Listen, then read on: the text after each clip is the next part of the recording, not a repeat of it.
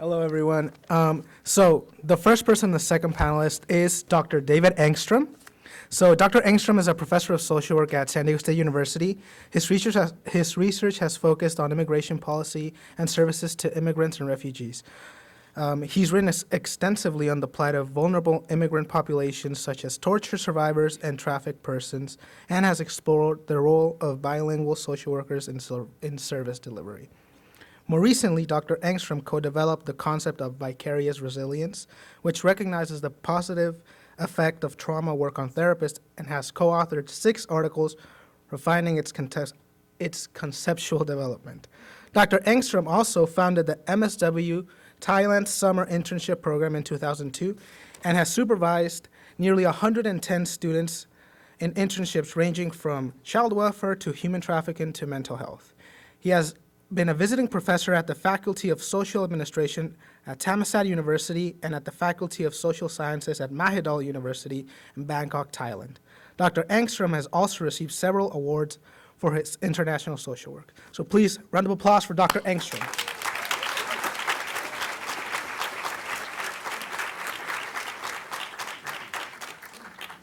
So start or? Yes, you can start. Sorry, here's your clicker. Ooh. Okay, here's my clicker and here's Grandpa. Okay. Well, thank you for the organizing committee of the Binational Social Work Conference for organizing this wonderful event. And I know how much time went into this, so I think thanks to all the students and the faculty who were involved. We've already seen a marvelous first half or first 2/3. And as a professor, I'm really delighted to be able to share the stage with 2 of my alumni, Rachel and Claudia. And April, while I've not had her in my class, I've known about her for quite some time through her work for the Karen Association of San Diego. So all 3 are really wonderful social workers, and I think we're very fortunate to be here. Now, when I was given the task for this, for my presentation, it was a little bit like Mission Impossible, because I'm asked to talk about international emphasis in social work, which is one course I teach, and then immigration, which is yet another course I teach, and then the relationship of human rights. Now, for a professor to say go a little long, we say thank you. For professors to go short is, well, difficult. So I will do my best to stay within the time frame. So let me see how this thing. Okay. So first of all, I'm not going to go through the definitions, and unfortunately in the lost in translation here is the emphasis up here on human rights. And I think it's worth noting that it's only been recently that social work education in the United States started to value human rights as a founding principle of social work. Our colleagues from abroad, as you can see from the International Federation of Social Work, have long embraced human rights as a core practice component of social work. And the International Federation of Social Workers has long been an advocate of migrant rights. All the way back to the Bosnian conflict for refugees, and I'm told that the PowerPoints can be available for people who want them, but you can go and see their statement on the caravan. So the International Federation of Social Workers has been very active in promoting and recognizing the rights of immigrants and refugees. And then turning to the issue of what role do social workers play in international? Well, international is often seen as you go abroad to do it. But actually, one of the great theorists of international social work, Lynn Healy, says that actually doing work with immigrant populations is doing international social work. Certainly doing work with refugees, and then, again, lost in my bold highlight, but social work in border areas. So clearly, what you've heard all through today's talk is the role that social workers and our allied professions, attorneys and others are playing in doing border work. And it merits repeating that in California, 1 in 4 people are foreign born. And if you're working with children, 1/2 of children in Californians are living in immigrant families. So when you're doing social work in California, you're doing social work with immigrants and refugees. I think that's very clear. Now, in my classes, I like to talk about the Universal Declaration of Human Rights. This was passed in 1948. It is a declaration. It's not a legally binding document, but it really sets the moral tone for all the human rights conventions that the UN has passed subsequently. And social workers, by and large, have been associated with realizing Articles 22 through 29, which are the social welfare and social economic rights. So those are sort of been in our wheelhouse, in our breadbasket, so to speak. But you can see that social workers also are involved in dealing with victims of torture. And you'll hear Rachel talk about that in the future, like hopefully 10 minutes, if I don't run too long. And also victims of human trafficking. So social workers are involved in doing rehabilitation work, healing trauma for people who've been harmed through the migration process, which Dr. Zuniga talked about earlier. But it's, I think, worth pointing out that the Universal Declaration of Human Rights, Article 14, says that everybody has a right to seek asylum. Everybody. And what is really paradoxical about that statement, now 60 years later, is it was the United States that insisted on its inclusion. It was the United States that insisted on the right of asylum.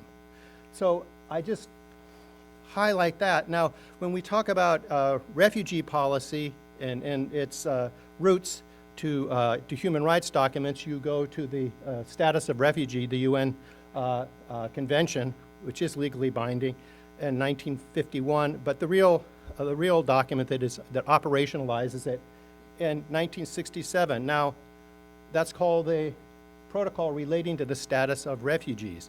Now, my dear colleague, Maria Zuniga, stole my thunder because she talked about sort of the definition of refugees. But I think it's clear beyond just, and this is compliments of the International Rescue Committee, so thank you. They do very good graphics. But you can see the 5 categories, but it's also worth noting that the basis is that you cannot stay in your country because you fear for persecution, and you cannot be returned to your country because you fear for your life or you fear for harm happening to you. And so, moving on. So with these documents, they're really toothless without organizational apparatus to enforce them. And so I'm not going to go through this, but we have the UN High Commissioner for Refugee, which maintains and helps refugees globally. You have international organizations that work in camps and help protect the safety of migrants. You have government agencies both in Mexico and in the United States that are dealing with migratory issues. And then you have domestic resettlement agencies and other organizations, many of which we've heard today. So these organizational actors really are involved in providing protection and advocacy for refugees and asylum seekers. Now, I'm going to go forward because I changed my slides a little bit, so I'm going to go back and hope it doesn't collapse. But I think it's also worth noting that in today's climate, which we've talked about, if you look at this list of top 10 countries, the United States is not in them. We are not in the top 10, and in fact, the refugee burden, if you want to call it that term, falls disproportionately on what the UN calls medium and low human development countries. These are countries that are barely able to provide sustenance for their own citizens, and yet they have to bear a great burden for refugees. The only 2 Western or high human development countries in this list are Turkey, which borders Syria and Iraq, and Germany, which opened its doors several years ago to migration. But I would say that the United States developed its modern refugee policy in 1980. Oh, I can walk around. We signed the convention in 1967, but we did not really codify the law until 1980. Now, the United States has always taken refugees, but until 1980, it was done on an ad hoc basis. So those of you who are old enough may remember the Vietnamese boat people, the Cambodians. If you're older than that, you may remember the Hungarian refugees that came over. So this is always done in an ad hoc basis, meaning there was no permanent structure to admit people. Congress had to pass an act every time to do it. Now imagine Congress doing anything quickly. Not likely. So in 1980, the United States instituted a formal refugee program.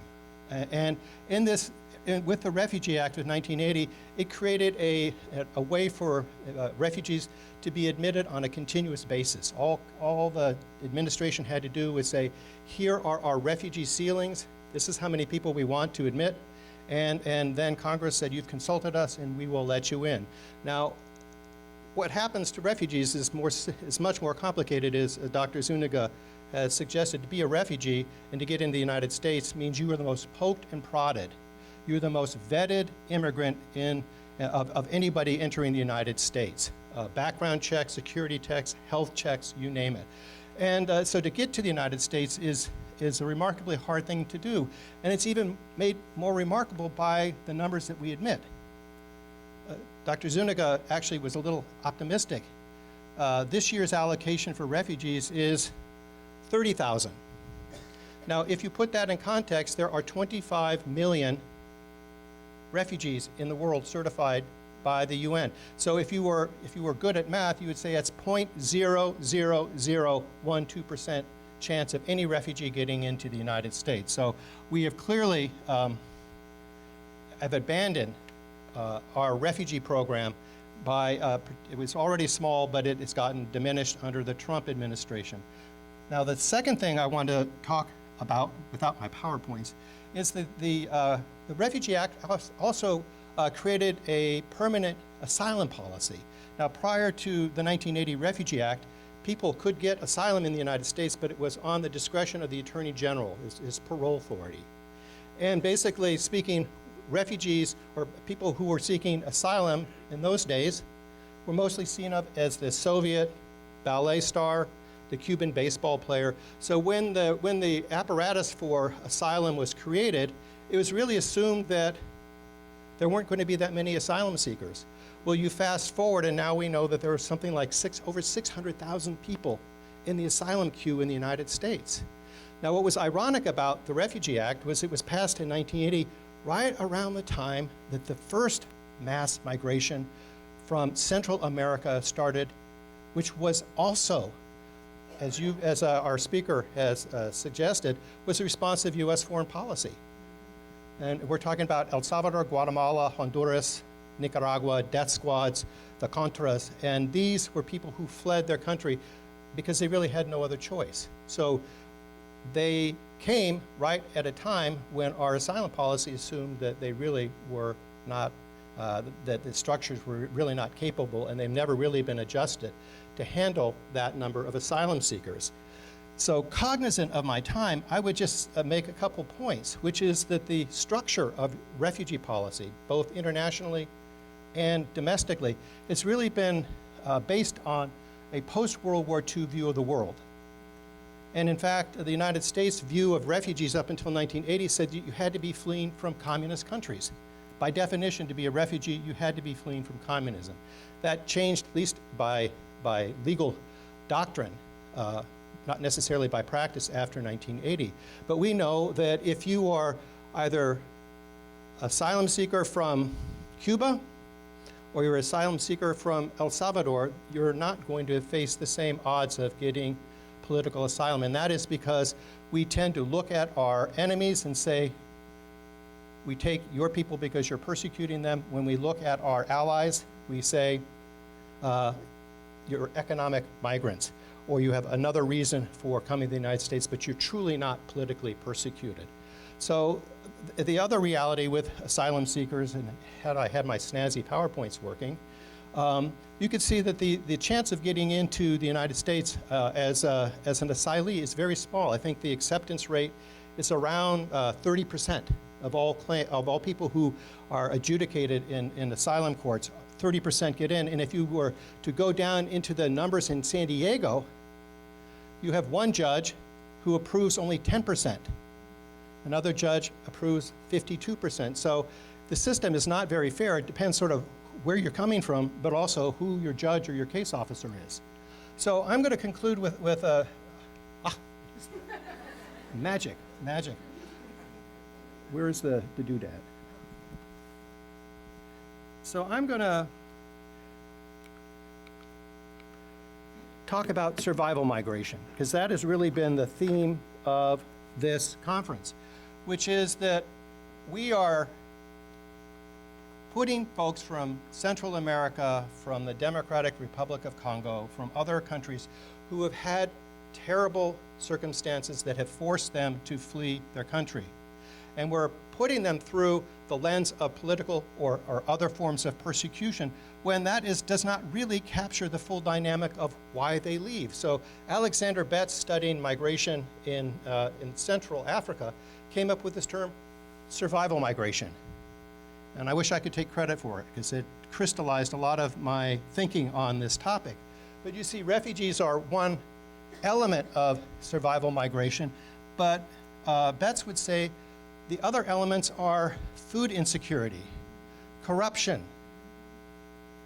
violence, not by a state actor, but by gangs. So there's a whole reason for why people have to flee, and they're just as legitimate as people who fear because the state says if you don't leave, we're going to get you. So his point about survival migration is that we need to expand and look at this from a deprivation perspective. And I think that's an important concept. Our asylum policies protect people, but they don't provide enough protection for people who come in harm's way. They don't always fit into the box, and nevertheless, the reason for why they leave is just as compelling as the case for political persecution. Now, I'm understanding that I'm talking about sort of, this is a new concept that's just been articulated, and I don't know the true legal ramifications, but it certainly is an interesting idea, and I think something for us to ponder. Now, we're in an era where trying to expand criteria for letting people in is a difficult task when we're fighting just to keep the existing criteria there. But I look back and I think about my family. I'm white male, very privileged, but I'm also recognizing if I had to flee the United States or flee for my safety, would I not want to have a country take me in and provide me for protection? So I'm going to leave you with my golden rule, although I'm going to call it the immigration golden rule. Provide protection for others just as you would have protection provided for you. So, thank you.